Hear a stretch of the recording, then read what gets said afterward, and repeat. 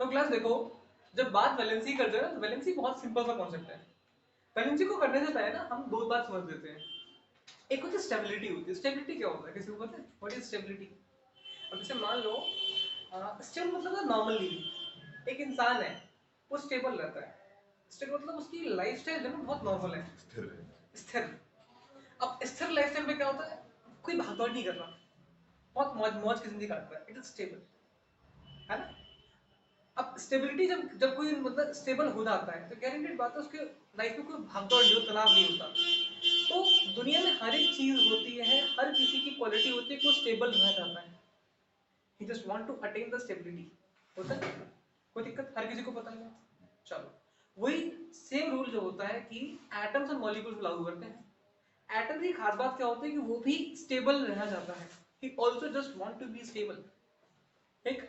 और स्टेबिलिटी कब आती है किसी एटम के अंदर, जब उसके, अगर मान के चलो कि अगर ये क्या है, इट इज अ न्यूक्लियस, और ये फर्स्ट शेल है, और ये सेकंड शेल है, तो और ये थर्ड शेल है, तो पहले शेल में दो इलेक्ट्रॉन, के शेल में दो इलेक्ट्रॉन आ जाए, एल शेल में, ठीक है, आपका जो एल शेल है, एल में 8 इलेक्ट्रॉन आ जाए, और एम शेल में 8 इलेक्ट्रॉन आ जाए। मतलब स्टेबिलिटी गेन करने के लिए इसके अंदर दो इलेक्ट्रॉन, इसमें 8 इलेक्ट्रॉन, और इसमें 8 इलेक्ट्रॉन अगर आ गया तो वो स्टेबल है। लेकिन अगर ऐसा नहीं हुआ तो वो स्टेबल नहीं हो पाएगा, वो अनस्टेबल कहलाता है। ये रूल समझ लो बस। स्टेबिलिटी गेन करने के लिए पहले शेल में दो इलेक्ट्रॉन आना चाहिए, दूसरे में 8 और तीसरे में 8। अगर ऐसा हो पाया वो स्टेबल है, ऐसा नहीं हो पाया वो स्टेबल नहीं है। ये रूल क्लियर है? ठीक। अगर ये रूल क्लियर है उसके बाद ही बात मैं आगे बात करूंगा। बताओ हाँ या ना? हाँ सर। ओके।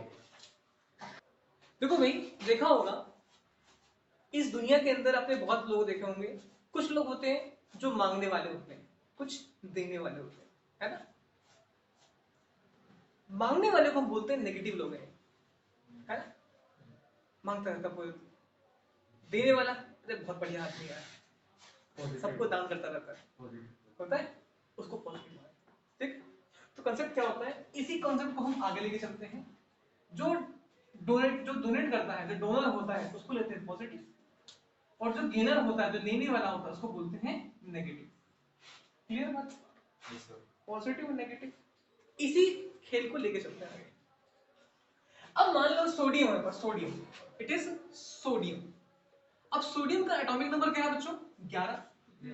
तो प्रोटॉन कितना होगा? 11। इलेक्ट्रॉन कितना होगा? 11। इलेक्ट्रॉनिक कॉन्फ़िगरेशन यानी कि इलेक्ट्रॉन्स का अरेंजमेंट कैसे होगा? k shell, l shell, m shell में k में 2, 2 में 8, तीसरे में 1 होगा। अब मैंने कुछ देर पहले क्या बताया था? मैंने कुछ देर पहले बताया कि भाई हमारे पास लास्ट ऑर्बिट या एल शेल या और एम शेल, अभी जो क्वेश्चन क्या है इसमें लास्ट ऑर्बिट कौन सी है? एम। तो एम शेल में 8 इलेक्ट्रॉन चाहिए, और अगर ये हट गया तो एल शेल में 8 इलेक्ट्रॉन चाहिए स्टेबल होने के लिए।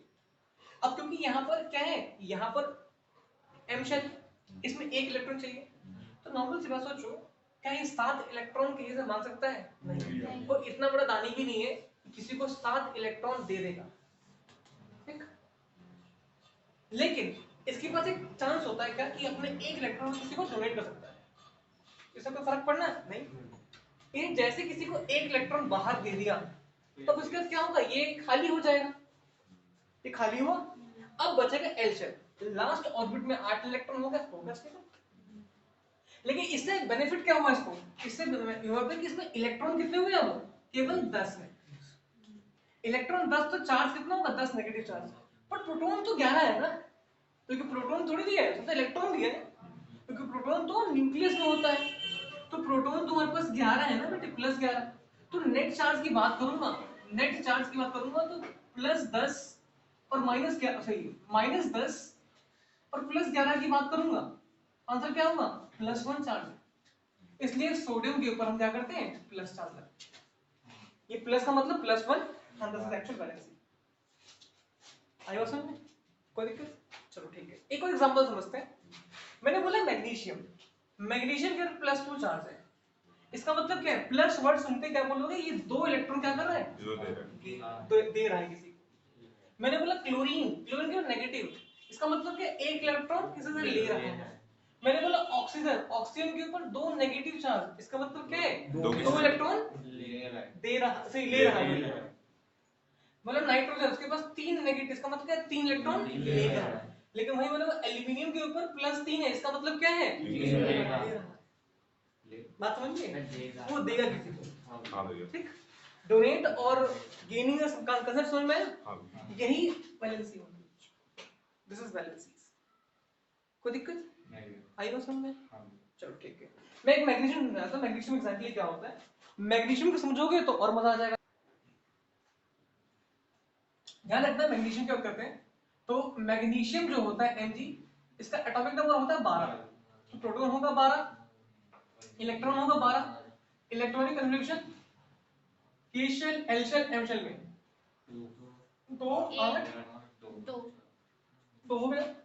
अब देखो लास्ट ऑर्बिट में 2 इलेक्ट्रॉन्स हैं, उसको 6 इलेक्ट्रॉन चाहिए होंगे स्टेबल होने के लिए, या फिर यार 6 इलेक्ट्रॉन लेगा या 2 इलेक्ट्रॉन देगा। ठीक, तो इसके 2 इलेक्ट्रॉन लूज करना ज्यादा बढ़िया है बजाय 6 इलेक्ट्रॉन गेन करने के। ठीक, तो 2 इलेक्ट्रॉन लूज कर दिए इसने, बाहर निकाल दिया, तो ये अब यहां नहीं रहा। पक्की बात? तो एग्जैक्टली क्या होगा, अब इस पे नेगेटिव चार्ज कितना है? 10 नेगेटिव चार्ज, लेकिन प्रोटॉन तो कितना है? +12। प्रोटॉन तो 12 है ना, +12 चार्ज है। तो अगर नेट चार्ज की बात करूं तो -10 और प्लस में 12, इसका मतलब क्या है? +2 चार्ज। ओके, इसलिए Mg के ऊपर क्या करते हैं हम? +2 चार्ज देते हैं।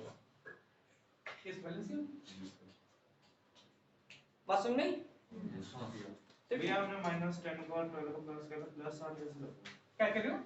अब तो 12 का साइन प्लस है ना। अरे देखो ना, ये इलेक्ट्रॉन ना, तो इलेक्ट्रॉन का नेगेटिव चार्ज है, तो -10 नेगेटिव चार्ज, प्रोटॉन का, लेकिन प्रोटॉन तो पॉजिटिव होगा ना, तो प्रोटॉन का +12, तो -10 और +12 का मतलब क्या होता है? +2 चार्ज।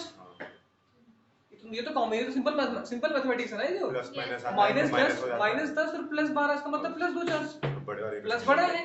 हाँ सर, है ना, तो इसलिए जिसका जो बड़ा हो तो उसको साइन लगाते हैं। सिंपल मैथ है ना भाई। हाँ भैया, तो ठीक, इतना क्लियर है? तो इस तरह से हम बोलते हैं सोडियम मैग्नीशियम के ऊपर +2 चार्ज लगता है। मैंने बोला एल्यूमिनियम के ऊपर +3 चार्ज लगता है, देख लेना, क्योंकि Z 13 है, उसका पॉइंट निकाल देना। हाँ सर, प्रोटॉन 13, इलेक्ट्रॉन 13, इलेक्ट्रॉन 13 तो K shell L shell M shell में 3 इलेक्ट्रॉन होंगे, 3 वो लूज कर देगा, तो +3 हो जाएगा। सिंपल कर लोगे ना। ना बात करते हैं किसकी, नेगेटिव चार्ज कैसे आता है। तो फिर नेगेटिव चार्ज होने का पीछे कारण होता है, जैसे मान लो कि ऑक्सीजन के ऊपर 2 नेगेटिव चार्ज है, क्यों होता है, व्हाई? तो ऑक्सीजन के ऊपर 2 नेगेटिव चार्ज के पीछे कारण है कि इसका Z जो होता है 8 होता है, प्रोटॉन होगा 8, इलेक्ट्रॉन होगा 8, electronic configuration K shell L shell M shell 2 और 6 बन जाएगा। क्या बोलते हो? हाँ सर, 2 और 6 बनेगा। अब अगर 2 और 6 जैसे बन गया तो K शेल पे L शेल पे 8 इलेक्ट्रॉन होने चाहिए, लेकिन है कितने? 6।